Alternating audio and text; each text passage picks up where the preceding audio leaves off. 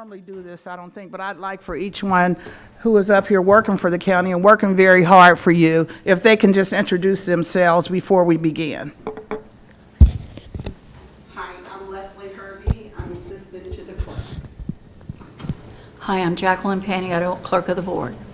Hello, I'm Alicia Reese, Vice President of the County Commission. I'm Denise Driehaus, County Commissioner. Jeff Aludo, County Administrator. Michael Friedman, Hamilton County Prosecutors. Thank you, and I'm Stephanie Summerall-Dumas, President of the County Commission, and we're going to get started. We have a couple great things on the agenda for today, so we'll get started with our Health Commissioner, Mr. Greg Casterman. He's going to give us an update to include vaccinations, transmissions, hospitalizations, deaths, vaccination challenges. Welcome. Well, thank you very much for having me, Commissioner, and I appreciate being here. My first slide actually is a reflection that 16 months ago was my last time in the building presenting to the county commissioners. Those are the only two meetings I was here in person. I've obviously worked a lot with yous over the last year and a half, but quite some time ago, so I just thought I'd reflect. We had the little drawing that I drew the line on and talked about flattening the curve. And we call you our fourth commissioner. I don't know if, because you were here so much, so yes. Well, thank you. So since I last presented to the county commissioners, things have continued to remain fairly flat, not a lot of change, which I'd say is really good news from my perspective. We still have a lot of COVID in our community. We have about 1,700 cases of COVID-19 within Hamilton County. So the risk remains high today. If you were not vaccinated and you're not taking precautions, the chances for getting COVID-19 remain high. So you'll hear me say this several times throughout the presentation, but the number one way to prevent getting COVID-19 is through vaccination. So just a reminder. As far as our case curve, we continue to see a fairly low curve. Today, our 7-day average, we are at 16 cases per 16 cases over the last 7 days. Now, I will caution that last week we were at 13 cases over the 7-day average, so we did see just a slight increase. We'll be watching that closely. As far as our variants, we are at about 128 variants that we know about in Hamilton County. Of those, we have 3 of the Delta variant that we hear so much about. I also want to reiterate that that's probably just the tip of the iceberg. These are underreported. They're slowly reported through the lab system. It takes a few weeks. So we most likely have more variant cases here in our county. Once again, though, the number one way to protect yourself against the variants, we know the vaccines are effective and they're a great tool. Our percent positivity for the 14 county region right now is at 1.6. A week ago it was at 2.6, so we are seeing that trend downward, which is also another good metric to keep an eye on. The reproductive value is a bit high right now. It's at 1.59. However, because our cases are so low, one bad day can cause this number to spike. And I've got a red arrow there representing 1 or 2 bad days where we saw an increase in cases. Sometimes that happens as a result of lab reporting. We don't get cases in perfectly even each day. Sometimes labs take a day, a piece of equipment went down, so it is possible that is partly contributing, but all of the data analysts say no concern at this point because of that high number. We're not seeing expansion of the pandemic in our county. Hospitalizations also remain low right now. We are at 68 confirmed individuals within our 14 county system within the hospitals. We have about 15 people in the intensive care unit. All of those individuals are on ventilators. So we know that when you get severe COVID-19, it's significant. We don't have great treatments once you're in the ICU, so the prognosis is bad. Once again, I keep reiterating, and then I'll move into vaccine, but 99.75% of people who are in the hospital have not been vaccinated. So the importance of getting vaccinated is key for preventing significant illness with COVID-19. So how are we as a county doing with vaccinations? From my perspective, I'd love to see us further along, but we are actually doing quite well compared to some areas. As a county, we are at 50.52% of our total population has been vaccinated, which is greater than where the state of Ohio is currently. The state of Ohio is at 48.13. When you look at only those individuals that are 12 years and older, those individuals that are eligible to be vaccinated, we are at 58% vaccinated, which I think is excellent. Go ahead. Sure. So it's very hard to read that right portion of the graph. Could you focus on that for a second, the demographics, the age? Yeah, I'll have another slide that actually hones Okay. in on the ages so we can see how we're doing that Thank you. way. The other two areas, the bottom box is male and female. We are continuing throughout the pandemic's vaccination campaign to trend behind for males. And then the middle box deals with race, and we continue to trend behind for many of our non-white races listed there. And so I'll talk about some of the efforts that we're doing as well. This slide shows vaccinations over time, percentages, and we continue each week, even though we're not vaccinating as many people as we were several months back, we are continuing each week to vaccinate from each age group. And so probably the most important thing is for those individuals who are most susceptible to severe COVID-19 illness, we have vaccinated 7 out of 10 of them. So people over 60, we've done a great job with our vaccination efforts. And we continue to see all of the other age groups move forward. It's just not at the same pace that I would like to see. So we'll continue to put effort in there. One item of interest, so I know this is a hard slide to see from this view. These are cases per 100,000 by age group. So the very first top left box is 0 to 19. You can see that there's a slight upward trend in cases in that age group. Same thing in the second block there. We are only at 46.5% vaccinated for the 20 to 29-year-old range, and we are seeing some increases in cases. This is just one more piece of evidence showing the importance of vaccine and the impact it is having on COVID-19. So as far as where are we at with our vaccination efforts, I think the most important thing here in Hamilton County, we have over 200 providers providing vaccine to our community. The blue dots represent locations where you can walk up without an appointment, which is awesome. You don't have to plan ahead. You just show up at your Walgreens, your Kroger's, your public health clinic, and you can get vaccinated right then and there. The public health clinics, we've been setting up 3 mobile units throughout Hamilton County, 6 days a week typically, and we are going from locations in communities, in libraries, at parks. We've done breweries and a whole variety of locations. Some locations work great, and other locations we see a few people, but I can promise you those few people that show up at our clinics are people that weren't going somewhere else. And so even if we vaccinate 4 people today at one of our mobile locations, we consider that a success. And so we plan to continue that work through the end of the year. That is all the slides I have, but I'd be happy to take any additional questions. Thank you, Commissioner. At this time, I'll open it up for my colleagues if there are any questions or comments. Commissioner Reese. Thank you. Thank you, Madam President. Thank you, Commissioner Kesterman, for all of your work. And wow, looking at that video, it feels like probably a lifetime since. I just wanted to bring up one of the things I think is important. You talked about the 200 locations, the partnership, and one of the things as county commissioners, we're elected throughout the whole county. So we do have some other health departments with Norwood and Cincinnati that you work closely with. And so we look at the numbers and the rates and the efforts. It's kind of like you said, everybody kind of chipping in and going where they can. We have now entered the arena of the most hard to convince people to take the vaccine, and this is a lot harder. I do appreciate your leadership in working with us, and I want to just say to people that Hamilton County has been a leader, and we also have been a leader on mobile. We said that we wanted to go mobile. We said let's get rid of the pre-registration. The governor acknowledged our efforts and released mobile units, not just in Hamilton County, but throughout the state because of the leadership that we took here. So I just want to acknowledge the leadership and the collaboration. In addition to that, we have mobile units. Like you said, you're at movie theaters and breweries and all those places. I got a chance to go to some of those places.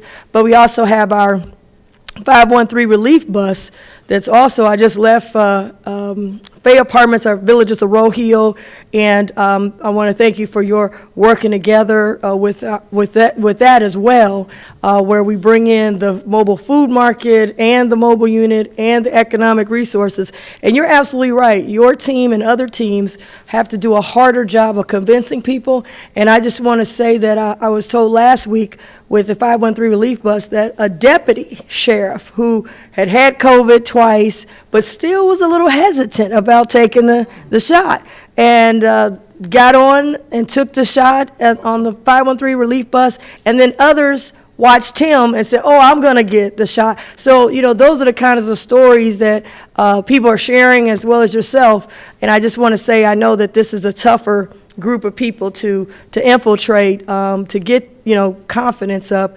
And so I just want to commend you for your work and everyone in Hamilton County that's doing this very difficult work, which is convincing the people who feel like they don't need a shot that they need a shot. My question to you, though, is the variants. There's other variances coming. I hear that they're tougher, they're stronger, and if you don't have something to fight against it, we would find ourselves in a possibly worse condition than we did before. Can you talk a little bit about that? Because I think that's important for people who might be watching and might not have taken a shot and maybe should think about this, because I hear that this variant is supposed to be pretty strong.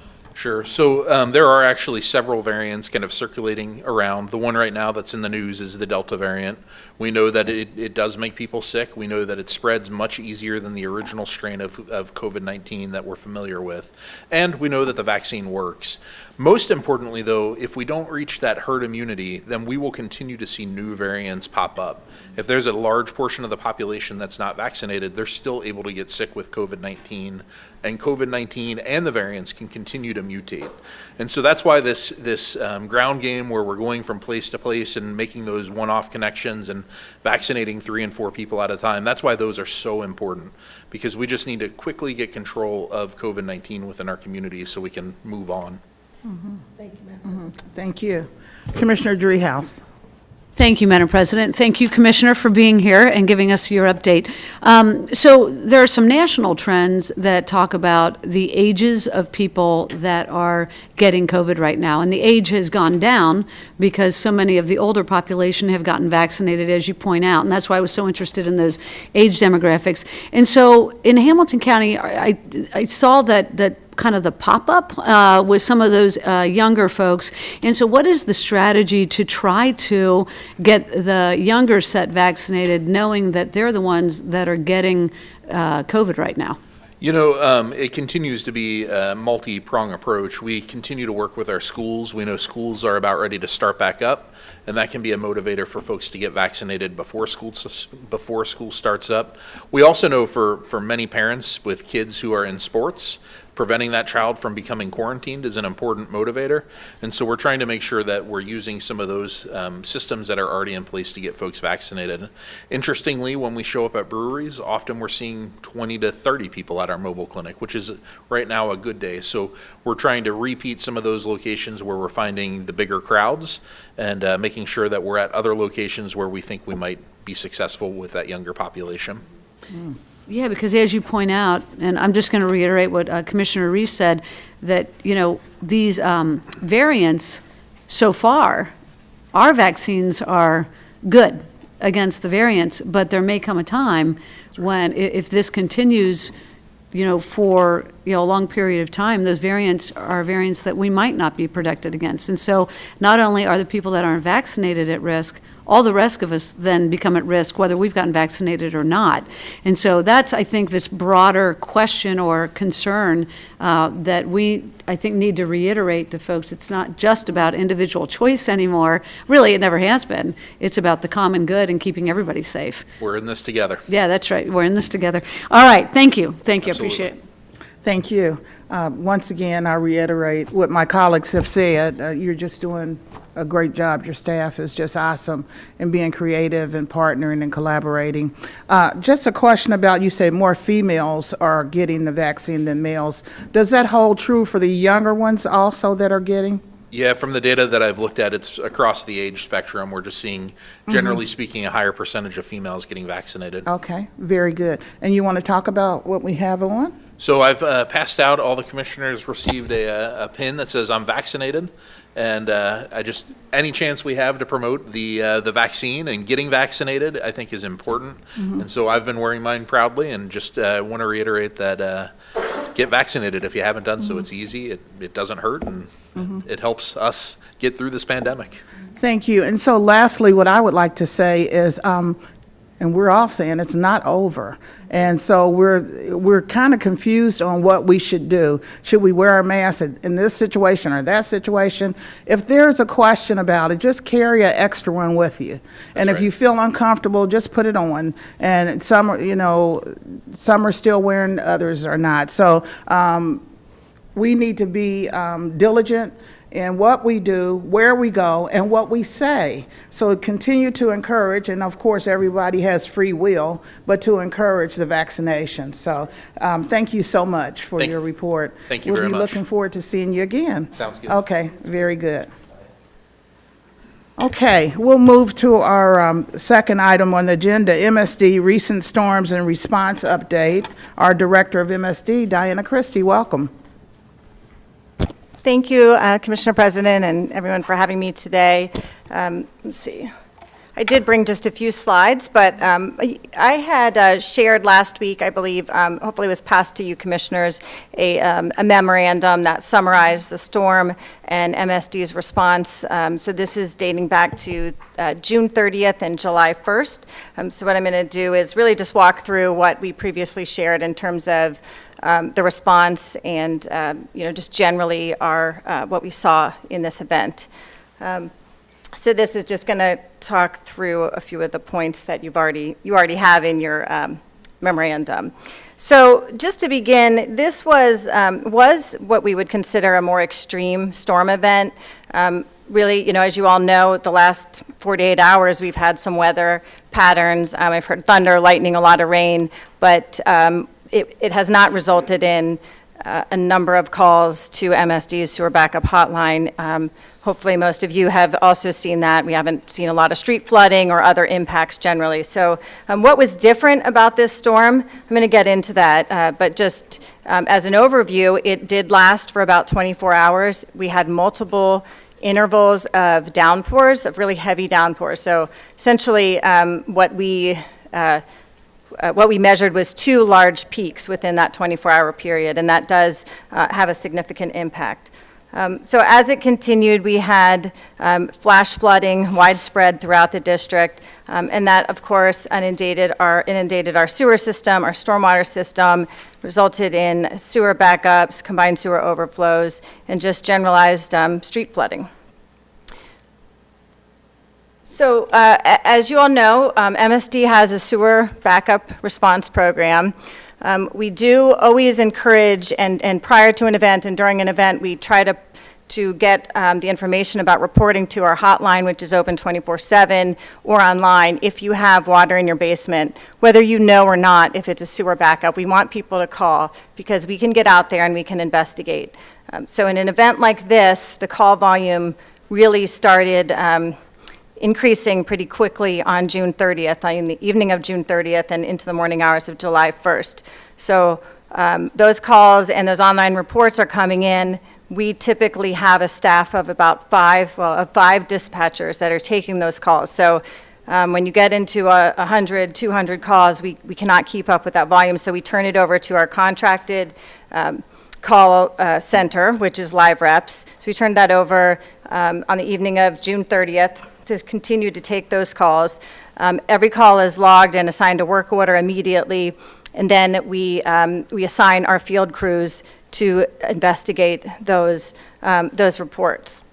So again, when we turned it over to the dispatchers, to the contracted dispatchers, our staff can then assist with assigning this work to crews. So in a typical wet weather event, when we can keep up with the investigations, we're always trying to get out there as quickly as possible. Typically 4 hours or less is our goal, but as soon as we get into these increased timeframes, we know we're not going to get out that quickly. However, they are scheduled, and the other thing that we do is we ramp up our crews that are performing the field investigations. So on a normal routine day, we would have about 10 two-person crews that go out to respond to the investigations. We immediately doubled that. We brought in 20 crews, and these are all of our employees that conduct the investigations. We also had assigned overtime immediately so that we had crews working throughout the night and throughout the day of July 1st. and then the rest of the holiday weekend. So that took us to July 4th was on a Sunday, so we continued to schedule those crews on overtime basis throughout the weekend to get through these calls. As you can see, and the numbers that, these numbers, I just want to be clear. So these are the calls that came in during the event and by July 6th when I compiled these numbers. So at that point in time, we had 542 customer service requests. A large majority of those, about 437, came in that first 24 hours, so while the storm was going. So again, we really are trying to get out there as soon as possible. We want people to call as soon as possible, but there's only so many that we can get to. But they came in throughout the weekend, and as of that last Tuesday, we were at 542. And we did complete all of those investigations by Monday, July 5th. However, also with the caveat that we do continue to receive reports, even this past weekend, referring back to the June 30th, July 1 event. So no matter when they report it, we will investigate it and determine the cause. So we have had more since that time, and I don't have the exact numbers. Sometimes we don't get a date, and then they go out, and the individual says this happened a week ago. So there's some updating that has to be done, and we haven't fully run all those numbers, so I'm going with the firm known numbers from last week. So what our crews do when they respond to these events is they observe the conditions in the sewer is their primary mode of investigation. So they're looking at the manholes above and downstream from a property to determine whether that sewer was surcharged, meaning that our sewer was at capacity and could have backed into the property. They also look for signs of overland flooding, other drainage areas and pathways for the storm flow to have come into the property. They complete that investigation and they assign, and they share the findings with the homeowner if they're home, or they leave information behind. I know that we had a lot of these completed when people weren't there. We received a lot of calls where people didn't know we had been there or what a determination was. So we had a lot of continued communication. And as we show here, based on our investigation, we determined that close to half of the reports were sewer backups, meaning they are then eligible for our cleaning services, and potentially if they had any damages, they could file a damage claim and we would reimburse them for those damages to their property. We have contacted all the individuals, completed the cleanings. That's through a independent contractor that does the certified flood restoration cleaning of those properties. So those are all scheduled based on the customer's availability. Sometimes people elect to do their own cleaning, and that can be, if it was an eligible backup, that can be reimbursement through our sewer backup claims process.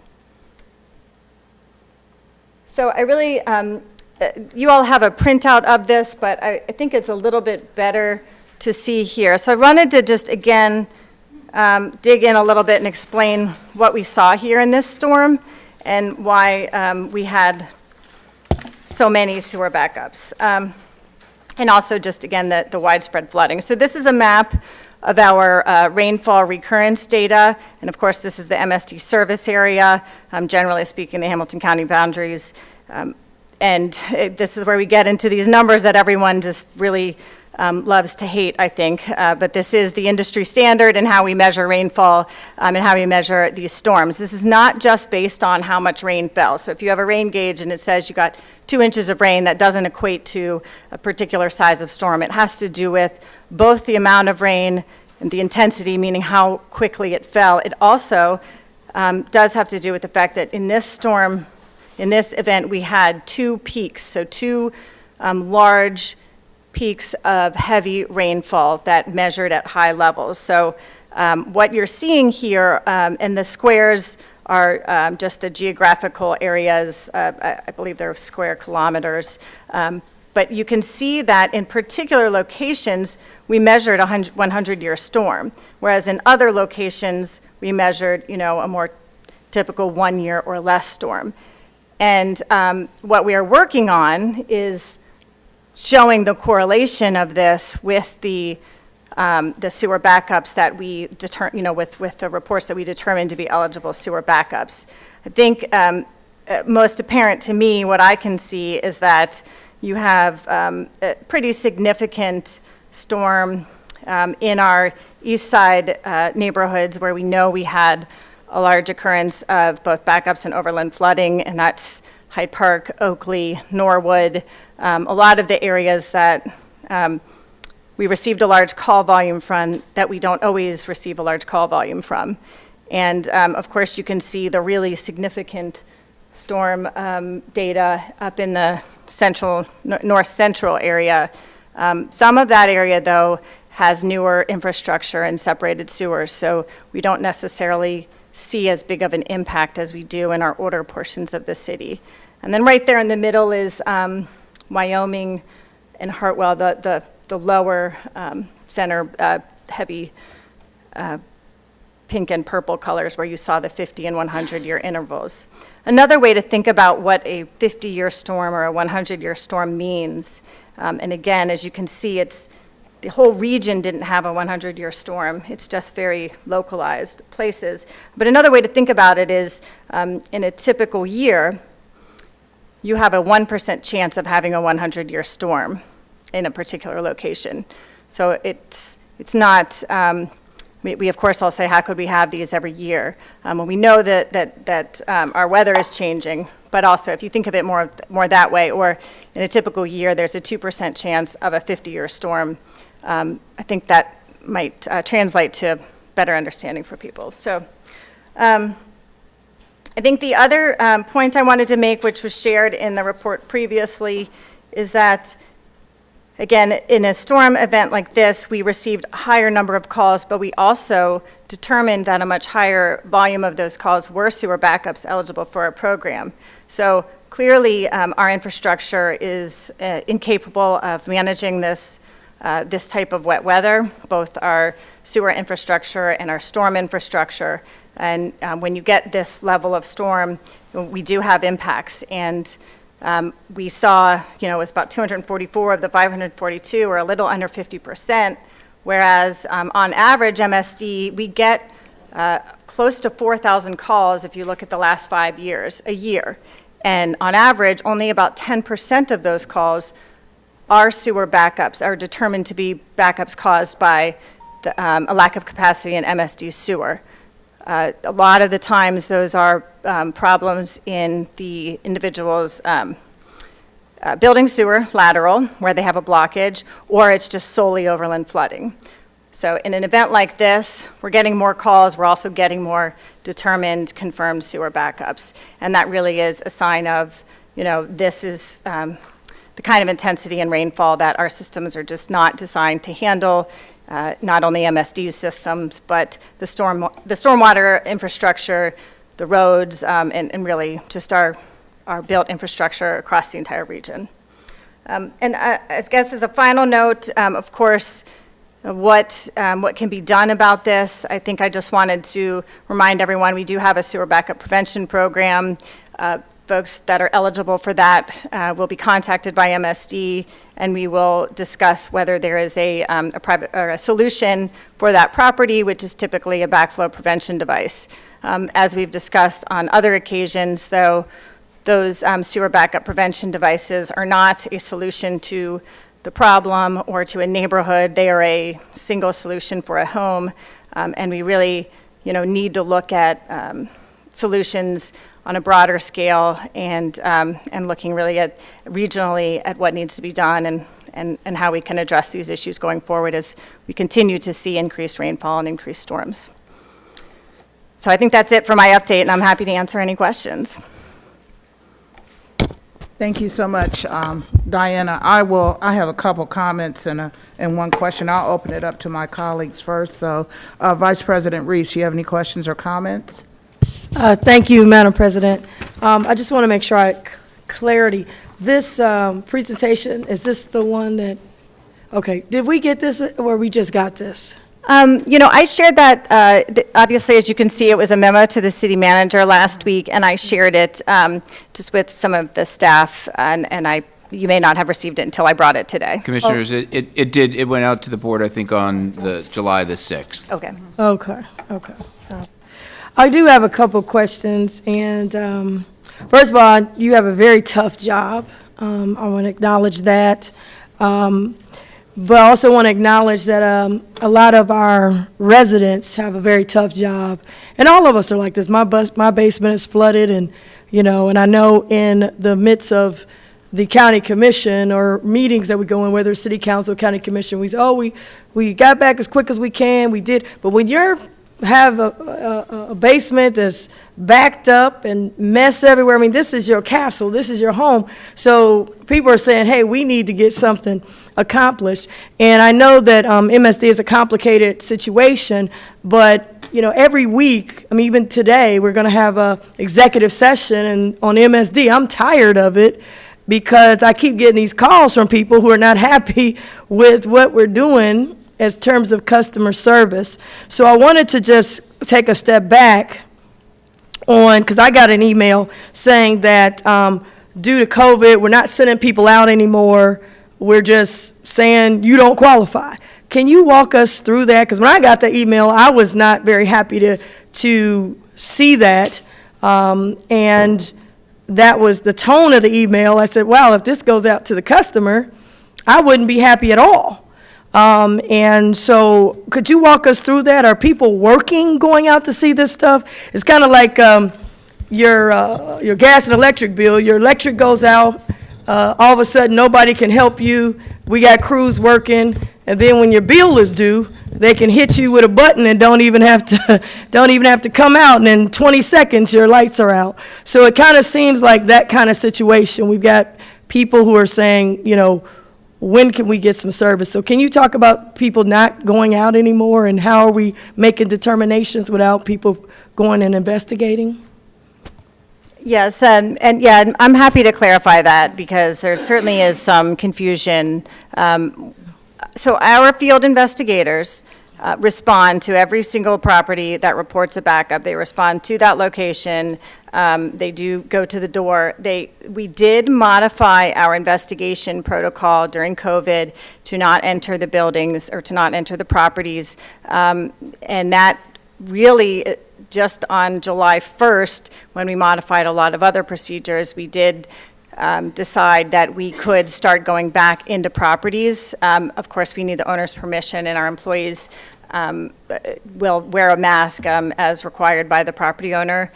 But I do want to be clear, during this event, the status was that we were not entering properties. The reason that I want to emphasize that I don't believe that impacts the determination in nearly every case is because what we are investigating is we're investigating what happened in the public sewer. We take the individual's report for its word. So they're saying that the property backed up, that there's water in the basement. They usually say where they believe it came from, so the floor drain or a basement fixture. So that is taken to be accurate and a true report. And then we look at the sewer itself. So our manholes are numbered, and at any property you will have typically have an upstream and a downstream manhole to investigate. We also, at many properties, have a clean out installed on the building sewer, and we will have what's called a float level indicator on that clean out. So we will look at both upstream and downstream manholes, and if there is a clean out to access the building sewer, we will look at that to look at whether the float level indicator indicates that the water rose in that clean out.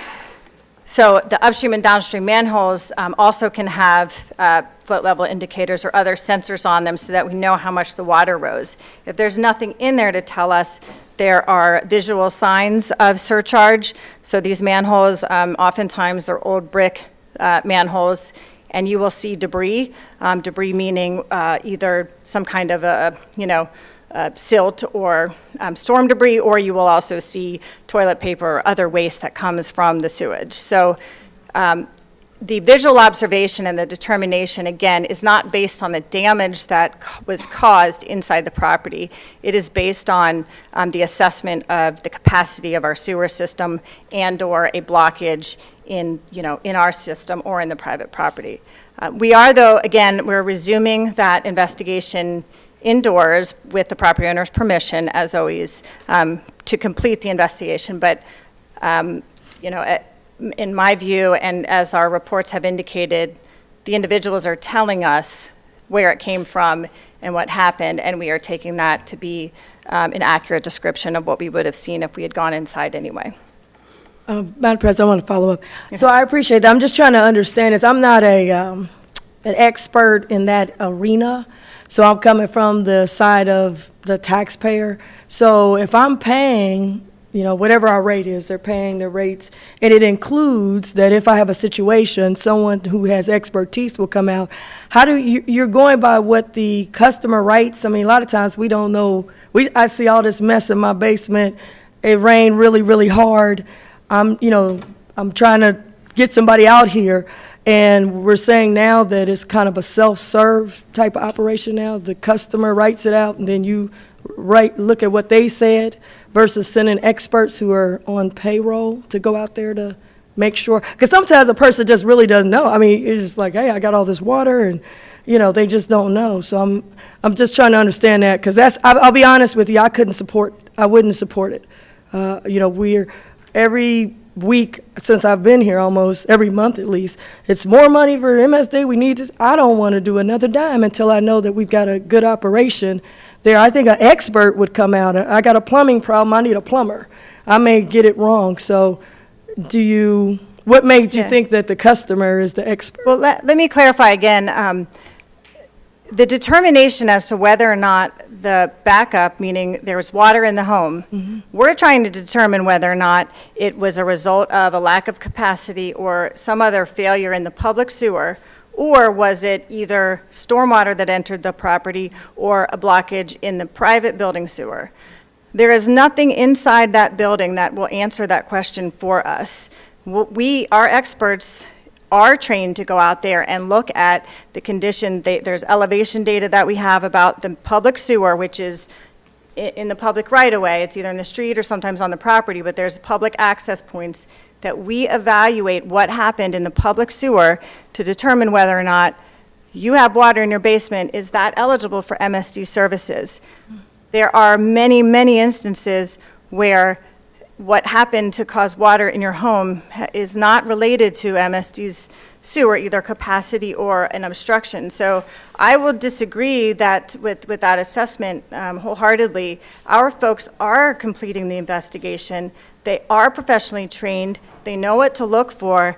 And we did make a modification during COVID, but I do not feel that not entering the property, at a minimum, not entering the property caused us to err in favor of the customer in some instances. But we're not making the evaluation based on the damages. We're making the evaluation based on status of the public, the field investigation, which is completed outside the home.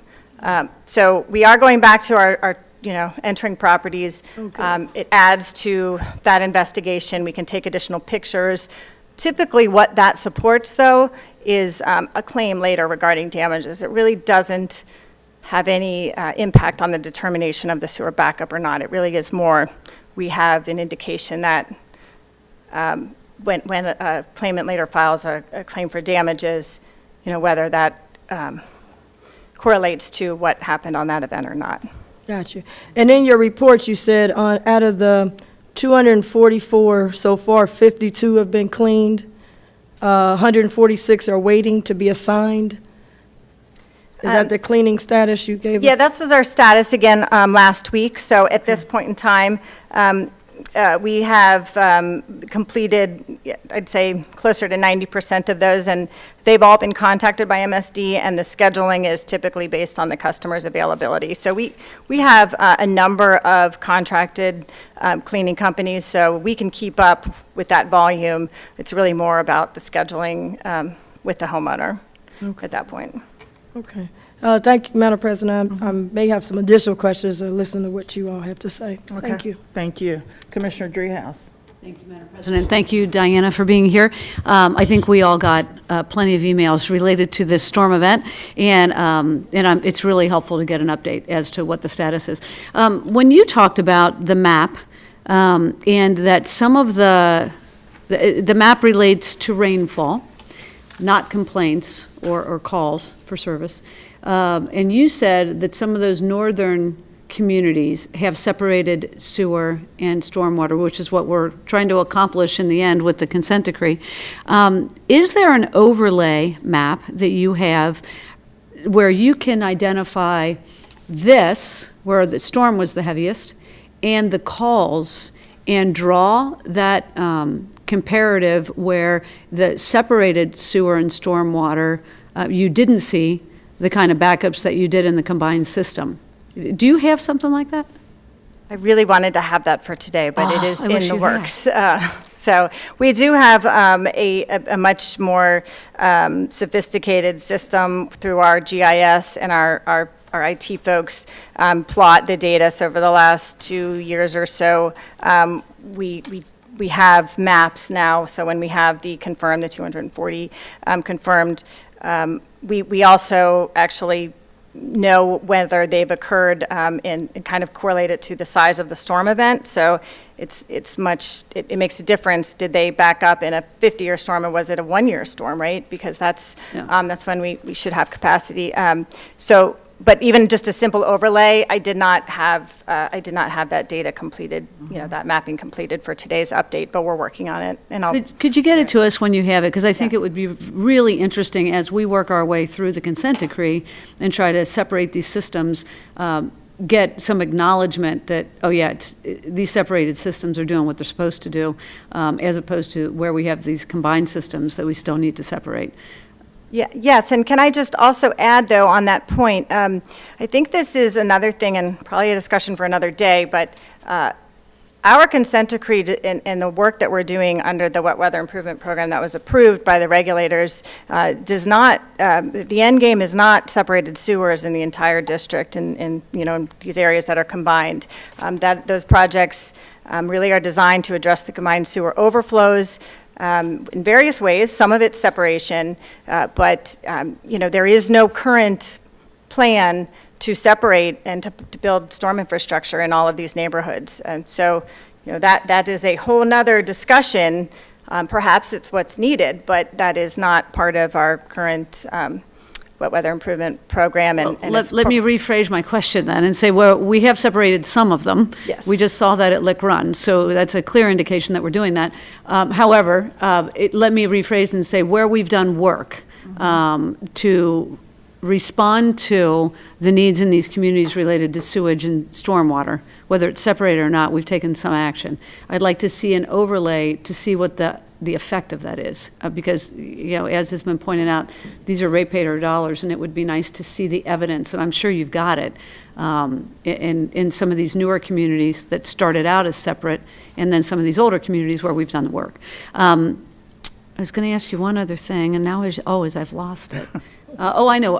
So the other thing that you note is that with the complaints, a significant portion of those are not related to MSD sewer structures. A lot of it's overland flooding. And when we get these really heavy weather events, that is so often the case that it's overland flooding. Could you help members of the public better understand that relationship? Because I know there's a lot of confusion about it. And, if not MSD responsible for that, what is the recourse for a property owner that has had that kind of overland flooding? They've got flooding in their basement, but it's not related to the sewer. Sure, and so there's really two of the most common reasons that it would be determined to be not a sewer backup. So one is it's solely overland flooding. So if it's a combination, if the sewer backed up, then even if it's also stormwater entering the property, we would say it's it's eligible. But if it's just determined to be stormwater flooding or overland flooding, it is not eligible under the sewer backup program. The other reason, which you didn't ask about, I just wanted to be clear, is we get a lot of blockages in the individuals building sewer lateral, whether it's a clog or tree roots or a break or some other failure of that building sewer lateral. That's the responsibility of a property owner. So and typically we'll advise the homeowner to have a plumber come look at that. But speaking specifically to the overland flooding, because that's what you see a lot of in these big events, that is, whether it's an older neighborhood with combined sewers or not, that is where it's either because of the intensity of the storm and the wet weather event overwhelms the storm inlets, or really there just aren't enough. A lot of times there have been developments that have occurred over time, and we're seeing the flow just being diverted, and depending on the topography of your particular home, you either sit, in a low spot or at the bottom of a hill, and you're taking on that flow. It can come in, sometimes it just comes in through the doors, sometimes it can come in through window wells, there's cracks in foundation, there's a lot of ways that water is getting into people's homes, and that isn't coming from the public sewer. It can also, in a lot of our neighborhoods, we have recessed driveways with garages, and so there's that can typically be a problem in any level of rainfall where that water doesn't have a drain, or the drain may be blocked and it comes into the home that way. So those again are observations that we make when we see that the main sewer in the street did not surcharge, meaning there's no indication that we were at capacity. So had the water gotten to the combined sewer, it could have, it wouldn't have caused a backup. And it's really that the water is coming into the home from some other way. So I think that the second half of your question maybe was what people need to know or understand about that. And, it's not, there isn't a simple answer in most cases. Sometimes there's things homeowners can do on their own property to contain that flow, to retain it, or to divert it into either a detention or even a rain barrel or things like that. But otherwise, it's really a larger issue of not having that infrastructure for the stormwater. And some of these really dense neighborhoods, you either have to put it in the ground in a pipe, or you need to find a lot of land to store it in, and we just don't have that. But that's, again, more of the larger regional issue that I think will take some time and more discussions to solve. Thank you. Thank you. I have a couple comments. I've written notes all over, so, but I was thinking the overland flooding. I'm really concerned about the number, the 244 that qualified for SBU out of the 542. That's less than half. So we have less than half of the people that are not going to get any kind of remedy from MSD for SBU. So what do we do to meet the needs of that over half that don't qualify for that? That's just a general question that the county needs to look at. What are we doing for those people? Because the overland flooding really is out of their control. Like, as you were saying, there's things you can do if you see you're on a hill, but if there's development that maybe you don't know anything about, there's really nothing, or nature, you don't know how long it's going to rain or how many inches of rain you're going to get. We need to meet the needs of those who didn't qualify. And I haven't looked on your website lately, but is there like 5 or 6 bullet points that say how you qualify for SBU reimbursement? There is. Yes, and I actually brought a mailer we did a couple years ago because we had some left that was a very simple explanation of, what qualifies and what doesn't. But we do have more information on our website. Okay. Let me go to my next slide because it was, I did mean to make sure everyone had that. So that sbu.msdgc.org.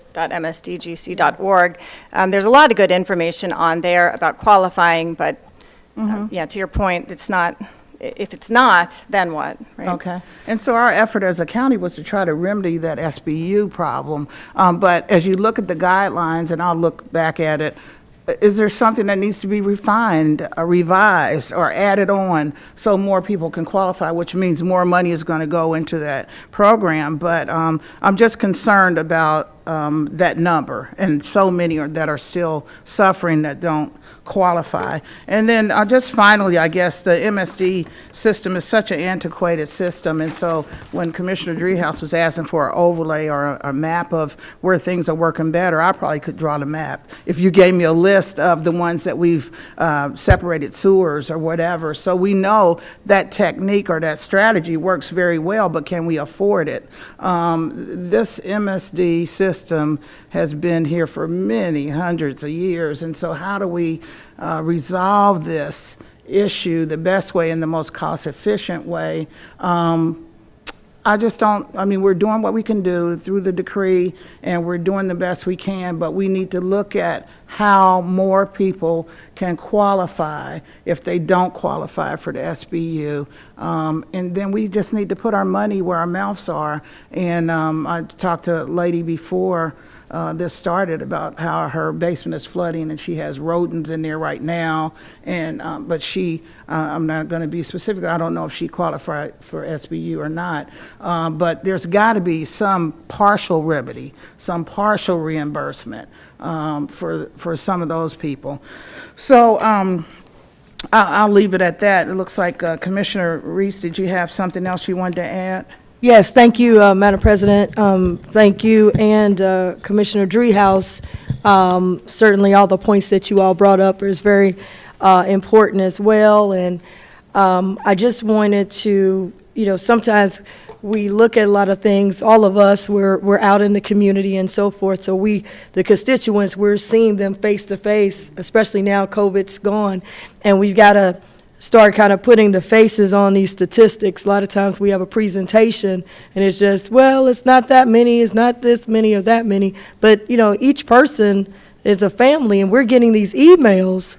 And I mean, I know it shakens my fellow colleagues. I know it shakes me when I hear a pregnant woman begging for help, says she's pregnant and she can't get any response back from MSD. That shakes me.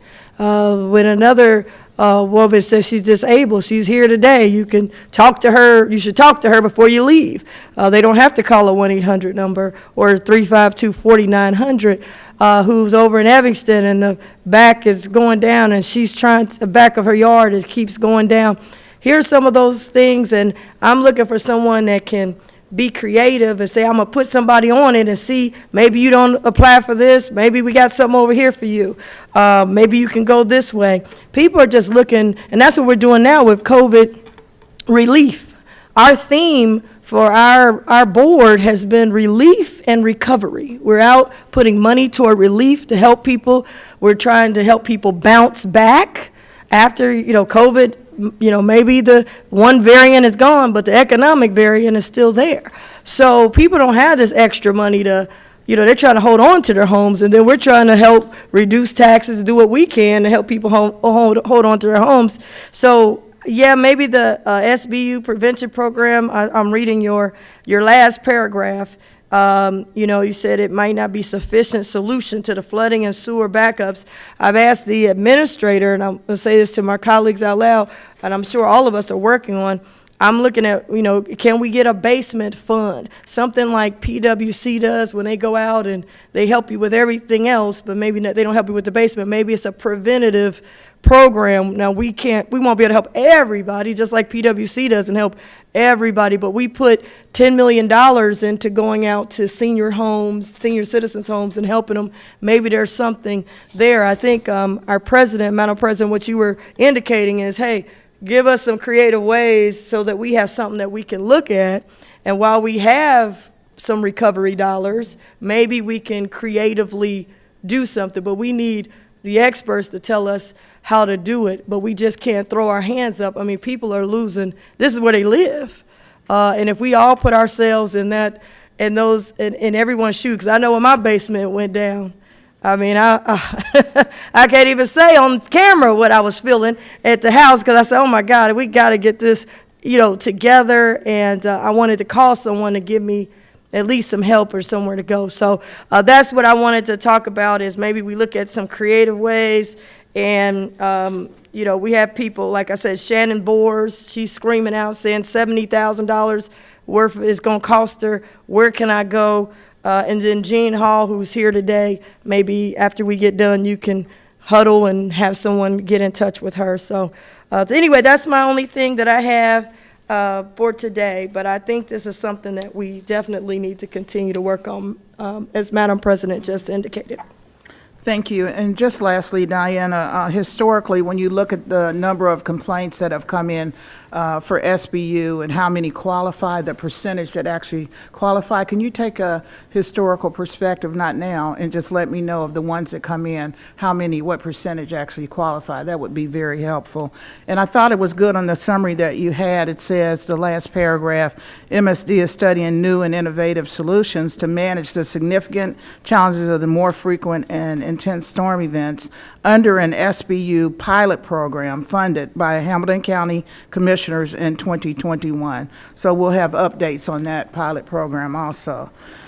Okay. President, may I Yes. just weigh in quickly? Because, I think all of us have asked questions about remedies that may or may not be within the realm of MSD. Because as we talk about, I've had both sewer backup in my house and overland flooding in my house. And there are different ways to address those things. They're completely different problems. But I have water in my basement, one way or the other, and I was trying to figure that out myself. So I think, insurance companies are part of this. We have to understand the overland flooding pretty well, and I'm not sure that's all in the purview of MSD. So it sounds to me like there may be some partnerships here that we might be able to develop. And Diana, I think it might be helpful also when you talk about the reason for the flooding, whether it's overland, whether it's a private line, whether it's, it's a sewer backup that we're responsible for. There are a myriad of reasons that people have these backups. If you could give us just, maybe just for this storm event, give us some understanding of those percentages that Commissioner Dumas referred to. It would be helpful to know how much of this is related to private lines, right? How much of it is overland flooding? In this specific case, if it's kind of a good case study for what we typically see, because these are issues that homeowners are wrestling with, and I feel like the issue, MSD's got their obligation, and it's right here, and we fund it, and we've always funded it, and when asked for more money, we always give it for SBU, always, never said no, but not all of it's SBU, and that's the challenge, right? And people don't, not only do they not always understand it, they don't care. They just have sewer in their basements. And so I think the idea is to say, all right, if it's not that program, understood, got it, is there something else here? Or is it, private insurance? I don't know. But I think that's the question that we're all asking here. So, Yeah, I'd be happy to provide some yeah, of those that'd be great. statistics. Thank you. Madam President? Thank you. Yes, If I could just briefly, obviously, and not to double down on everything the board said, because this is obviously an extremely difficult issue. The board's done a great job today of just kind of identifying a lot of the issues that go along with it, including the difference between what is an SBU and what is not an SBU, MSD's ability to address that, et cetera. But as it relates to the SBU program itself, just as a little bit of history and for folks maybe watching at home, the SBU program that we have here in the county operated through MSD is fairly unique in the country. I think when we put this in place back years ago through the consent decree, at the time it was the only program like this in the country. So it may still be, I don't know that one way or the other, but at the time that we did this, I think it was the only program in the country. So not that makes the pain or anguish of someone who's got a flooding incident that's not eligible through this program any easier, but this the ramifications and the impacts of a storm event like this would be exponentially higher and harder if we did not have this program in place. So with that, Commissioners, happy to continue to work on different strategies and paths forward for, as the board said, these types of incidents that are outside of that purview. But I also just did want to take a second to reflect on the fact that we do have a program in place that does help with a significant portion of these, and that's actually pretty rare, especially in the eastern part of the United States. Thank you, and you really just reiterated what both commissioners have said, that that's great that we have that program, and it's helped a lot of people, but there's still a gap there, and so it goes back to what we're saying about maybe we need to look at partnerships and collaborations with other entities. So thank you so much. Just a couple comments. I wanted to apologize to the group of people or the people that came to speak today. Today is our staff meeting, and we have our staff present different items to the commission. And unfortunately, or fortunately, I don't know, public comments are on Thursday, and if anyone called and got a different answer to that, please make sure whenever you call about any issue to take down the name so we can talk to the staff person or whatever that said that today was a good day to speak. So we validate your concerns. You're welcome to come back on Thursday if you're able to make some comments, because they're important to us. So I just wanted to take this time to apologize for not having that happen today. And then, I didn't know if you wanted to bring up about your chief of staff. Are you going to wait till Thursday? Or? I could do it Thursday. Okay. You want me to do it Thursday? Okay, that's up to you. Yeah, okay, all right. It's good stuff. So anyway, so at this time, I'm going to, we have some executive sessions to move forward to, and I'm going to actually make a motion separately for each one. I'd like to make a motion to go into executive session pursuant to RC Section 121.22G3 to conduct a conference with an attorney for the public body concerning MSD. Second. Commissioner Summer Dumas? Yes, Commissioner Reese? Yes. Commissioner Dreehouse? Yes? thank you. And secondly, I'd like to make a motion for, Sorry, Okay. there's two of these, okay. okay. I'd like to make a motion to convene for executive session pursuant to RC Section 121.22G4 regarding collective bargaining. Second. Commissioner Summer Dumas? Yes, Commissioner Reese? Yes. Commissioner Dreehouse? Yes.